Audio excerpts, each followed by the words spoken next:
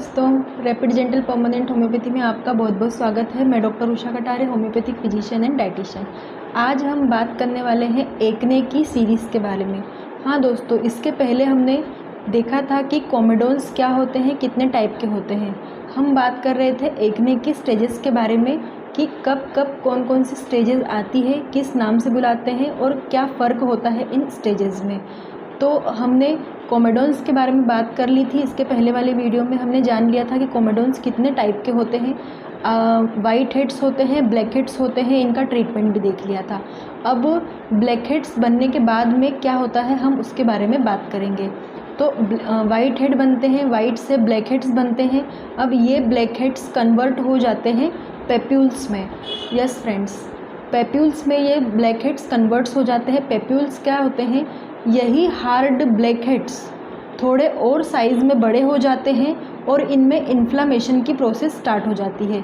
Inflammation की process start होना मतलब इन जो पेप्यूल्स होंगे इनके जो साइज़ बढ़ेंगे, साथ ही इनमें इन्फ्लामेशन मतलब रेडनेस आने लगेगी, इनमें दर्द होने लगेगा हल्का फुल्का सा।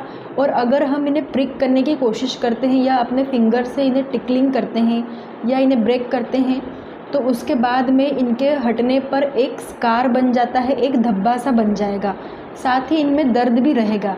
तो इसे हम कहते हैं इन्फ्लामेशन की प्रोसेस। तो पेप्यूल्स में इन्फ्लामेशन स्टार्ट हो जाता है। ब्लैक हेड्स और वाइट हेड्स में इन्फ्लामेशन की प्रोसेस नहीं होती है। हम इन्हें ब्रेक कर देते हैं तो भी हमें इन्फ्लामेशन नहीं होता है, हमें दर्द उतना नहीं होता है, रेडनेस नहीं होती है। लेकिन पेप्यूल्स में रेडनेस होने लगती है, दर्द भी होता है, साथ ही इनका साइज़ थोड़ा बड़ा हो जाता है। लेकिन जिस तरीके से कोमेडोन्स हार्ड होते हैं, पेप्यूल भी अभी हार्ड ही रहता है। ये बहुत ज़्यादा सॉफ्ट नहीं होता है, ये हार्ड होता है, बस इसका साइज़ थोड़ा सा बढ़ जाता है। तो इसे हम कहते हैं पेप्यूल्स। पेप्यूल्स के बाद की जो स्टेज होती है उसमें आता है पस्ट्यूल्स।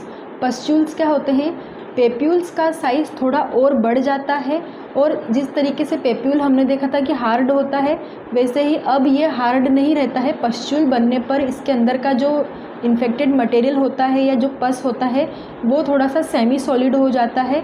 मतलब अगर हम किसी पस्ट्यूल को ब्रेक कर दें या अपने हाथों से फोड़ने की कोशिश करते हैं तो इसके अंदर का जो इन्फेक्टेड मटेरियल होता है वो बहना स्टार्ट हो जाता है, वो लिक्विडी हो जाता है, इसलिए वो आसानी से बह जाता है। लेकिन पेप्यूल्स के अंदर का मटेरियल कभी भी ब्रेक करने पर बहने नहीं लगता है, वो सॉलिड फॉर्म में रहता है। लेकिन जो पस्ट्यूल होते हैं वो सेमी सॉलिड फॉर्म में आ जाता है, इसके अंदर का पस बहुत आसानी से बहने लग जाता है।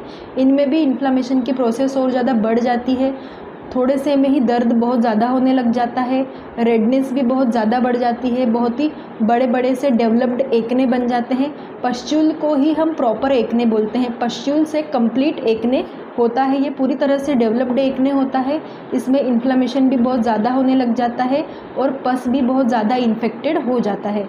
अगर हम इस तरीके के एक्ने को ब्रेक करने की कोशिश करते हैं अपने हाथों से तो इन्फेक्शन पूरे चेहरे पर फैलने का खतरा भी रहता है और बड़े बड़े पिंपल्स होने का खतरा भी रहता है। तो ये हमने देखा पेप्यूल्स और पस्ट्यूल्स। कई बार पेप्यूल और पस्ट्यूल के अलावा भी दो चीज़ें होती है, नोड्यूल्स और सिस्ट। तो नोड्यूल्स क्या होते हैं, बहुत बार ऐसा देखा जाता है कि कोमेडोन्स डायरेक्ट नोड्यूल्स में बदल जाते हैं। मतलब जो पेप्यूल और पस्ट्यूल वाली स्टेज होती है वो किसी किसी व्यक्ति में नहीं आती है। जो हार्ड कोमेडोन्स होते हैं वो और थोड़े बड़े हो जाते हैं, हार्ड ही रहते हैं लेकिन उनका साइज़ पस्ट्यूल से भी बड़ा हो जाता है। एक ऐसा लगता है जैसे कि गठान हो गई हो, इस टाइप के बड़े बड़े एक्ने डेवलप हो जाते हैं जो कि बहुत ही हार्ड होते हैं, उन्हें हम बोलते हैं नोड्यूल्स का होना। तो ये नोड्यूल्स भी किसी किसी व्यक्ति में हो जाते हैं। ये पूरे चेहरे को कवर कर लेते हैं और इन्हें इरेडिकेट करना मतलब हटाना बहुत ही ज़्यादा डिफ़िकल्ट हो जाता है। इसीलिए नोड्यूल के स्टेज तक पिंपल्स को कभी पहुँचने ही नहीं देना चाहिए हमें। ये हो गया नोड्यूल, ये एक स्टेज होती है, ये कि बहुत ही एडवांस स्टेज होती है। एक स्टेज और होती है जिसे बोलते हैं सिस्ट। कुछ पेशेंट ऐसे होते हैं जिनमें एक्ने सिस्ट का रूप ले लेते हैं। सिस्ट मतलब जो उसके अंदर का इन्फेक्टेड मटेरियल होता है वो बहुत ही ज़्यादा लिक्विडी हो जाता है। मतलब अगर हम उस सिस्ट को छूकर देखें या उस पिंपल को छूकर देखें तो वो बहुत ही ज़्यादा पिलपिला सा महसूस होता है। दबाने पर बिल्कुल ऐसा लगता है कि इसके अंदर पानी भरा हुआ है। कुछ इस टाइप के एक्ने साइज़ में भी बहुत बड़े बड़े होते हैं। ये चेहरे के किसी भी हिस्से पर हो सकते हैं या किसी भी सेंसिटिव एरिया पर जहाँ पर इन्फेक्टेड बैक्टीरियाज प्रेजेंट हो एक्ने के लिए, तो वहाँ पर ये सिस्ट का डेवलपमेंट हो जाता है। नोडुलर और सिस्टिक ये 2 स्टेजेस एक्ने की बहुत ही वर्स्ट स्टेजेस होती है, बहुत ही खतरनाक स्टेजेस होती है।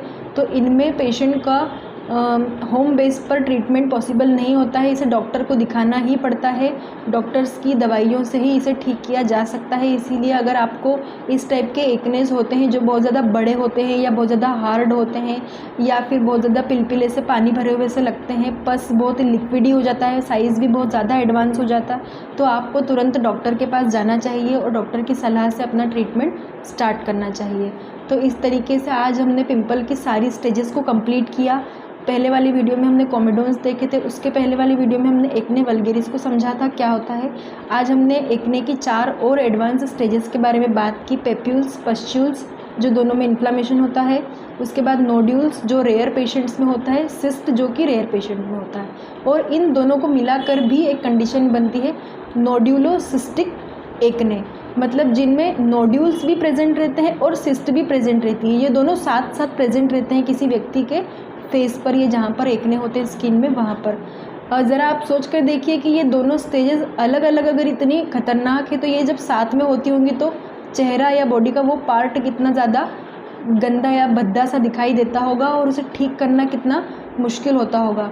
इसमें रेडनेस, पेन, दर्द, सेंसिटिविटी सब कुछ पाया जाता है। तो ये एक्ने बहुत ही दर्दनाक होते हैं। तो ऐसे एक्ने से हमें अपने आप को बचाने की पूरी कोशिश करना चाहिए। एक्ने की कॉमेडोन वाली स्टेज में ही हमें एक्ने को ठीक करने की पूरी कोशिश करना चाहिए, हमें एडवांस स्टेजेस तक पहुंचना ही नहीं चाहिए। तो ये मैंने आप लोगों को एक्ने की सारी स्टेजेस आज कंप्लीट कर दी है। मैं मैनेजमेंट आपको पहली 2 वीडियो में बता चुकी हूँ कि क्या क्या हमें मैनेजमेंट करना रहता है। कॉमेडोन्स में भी वही मैनेजमेंट होगा, पूरे डेवलप्ड एक्ने में भी वही होगा, पेप्यूल, पस्ट्यूल, नोड्यूल, सिस्ट सभी में मैनेजमेंट एक सा होगा। होम्योपैथिक मेडिसिन्स की अगर बात करें तो वो भी मैं आपको कॉमेडोन्स की वीडियो में इंडिविजुअली बता चुकी हूँ। एक्ने वल्गेरिस की वीडियो में भी मैंने बहुत अच्छे से सारे एक्ने की मेडिसिन्स को डिटेल में डिस्क्राइब किया है। तो अगर आपको अपने ट्रीटमेंट के बारे में जानना है तो आप मेरे प्रीवियस 2 वीडियोस को ज़रूर देखें।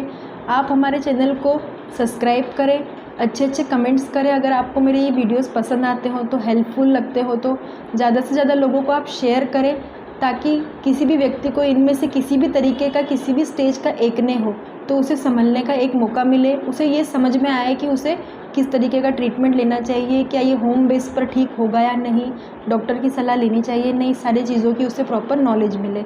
तो आप हमारे चैनल को सब्सक्राइब करें, ज़्यादा से ज़्यादा लोगों को शेयर करें, नोटिफिकेशन बेल को प्रेस करें, ताकि मेरा कोई नया वीडियो अगर किसी भी चीज़ से रिलेटेड आता है हेल्थ का तो उसकी कोई भी इन्फॉर्मेशन सबसे पहले आपको मिले, आपके मोबाइल पर आ जाए, आपको इसे सर्च नहीं करना पड़े, मेरे चैनल को सर्च ना करना पड़े, सारे वीडियोस आप तक ऑटोमेटिकली पहुंच जाएं। आज की वीडियो में बस इतना ही। Thank you so much.